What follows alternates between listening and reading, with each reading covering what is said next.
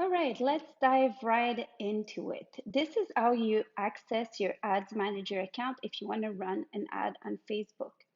You go into this top faded arrow here from your personal profile. You'll see your different businesses listed, and you just click that arrow, and you'll see create ads or manage ads. If this is your first time that you're creating an ad, Ads Manager will ask you to create an account. Now remember to create your account in Canadian dollars if you are in Canada. If you're in the US, you can use US, no problem, but basically match the currency of where you live. We have had Canadian clients open a US account and everything was fine for a while until the dollar went down and then they were being charged a lot of money.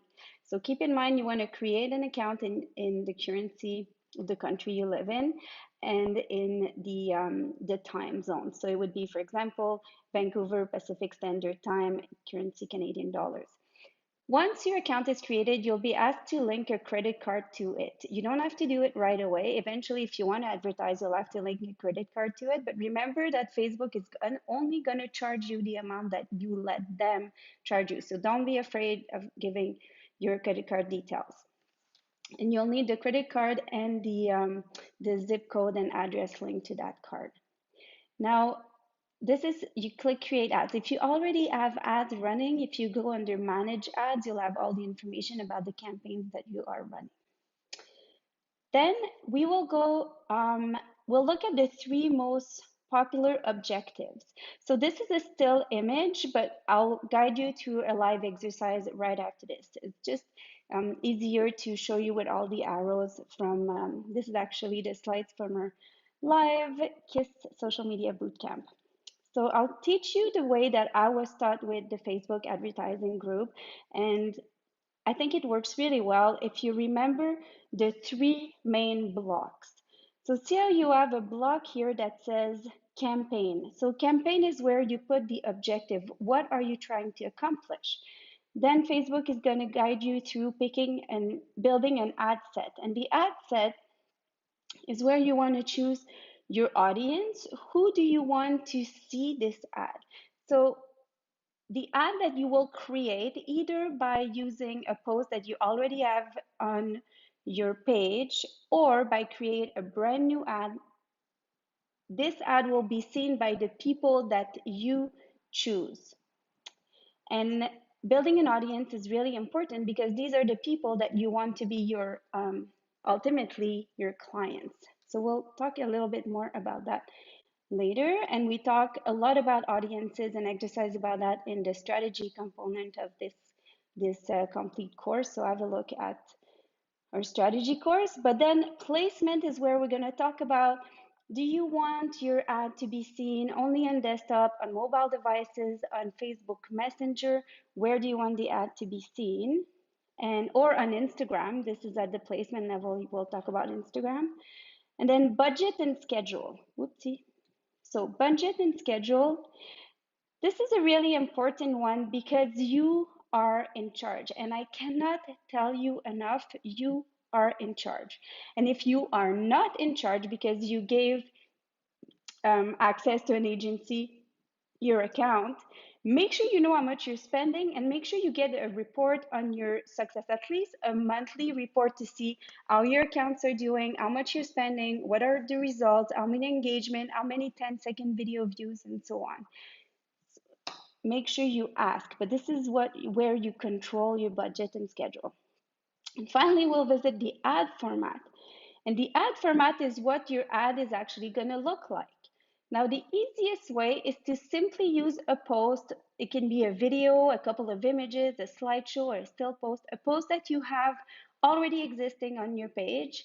Hopefully, a post that's already seeing a little bit of engagement. Heather talked in the other modules about unicorns and donkeys. If you go in your insights, you'll see your posts that are getting the most engagement. It's good to put a bit of money behind the posts that are already working, right?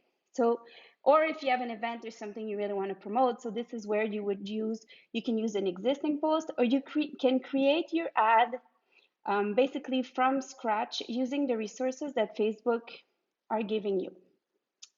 And if you create an ad not using an existing post on your page, keep in mind that this will be a dark ad. It means it will not show on your business page, but it will be seen by the people that you decide to target. I'll get back to this later. And you choose the media, and then you have other options. So you can add links and so on. So basically, we're always going to refer to the campaign, the ad set, and the ad.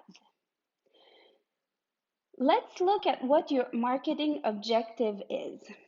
And there's lots of different options. Feel free to try different options once in a while. The conversion is more for people who are selling a product like a tangible good, a real product, or that have a lot of online sales. But what we're going to teach you are the three that we use the most, and we know they work. We've tried them over and over. So we'll teach you the three, let's say, most efficient objectives. One is traffic to your website or traffic to a link. If you have a post that is linking as an active link in it, you would use the traffic as an objective. If you're creating a dark ad, so an ad that is not from your existing on your post, traffic is a good one too. So we'll show you how to do traffic. Engagement is by far the most popular. If you are on your business page, you'll see those big blue boost button all the time. Boost button is pretty much the same as your engagement objective, except that it's kind of fast food advertising. So by using Ads Manager and the actual engagement objective, marketing objective in the backend with Ads Manager, you get way better targeting options.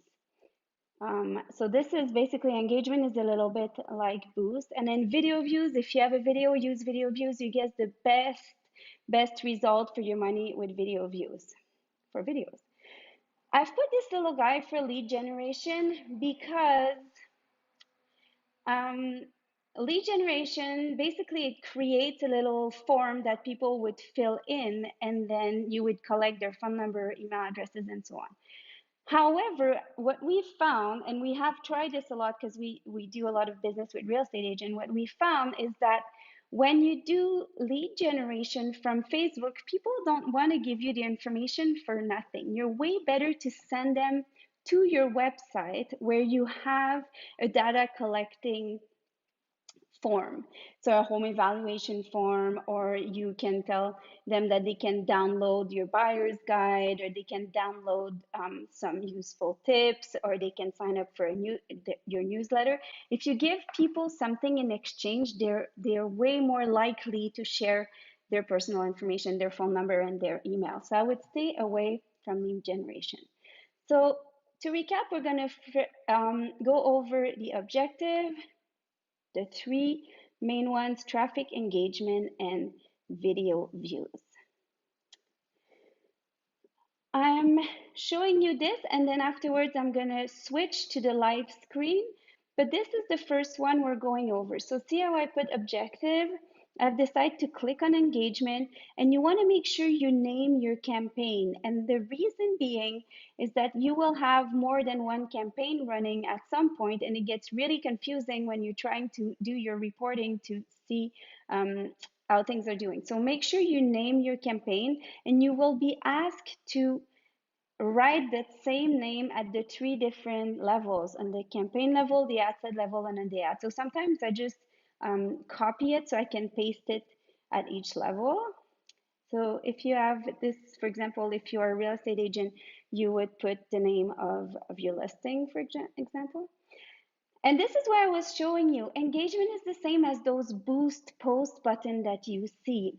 And the boost post button are not bad, but we and Facebook and a lot of the experts don't recommend that you use the boost button more than 20% maybe of the time. And another way that you can use the boost button somewhat efficiently is that by creating target audiences and saving your audiences. And then when you use the boost button, you would use those save audiences to be more granular in your targeting. Now that's a little bit out there for now, but once we get to the audiences, I will show you um, how that works.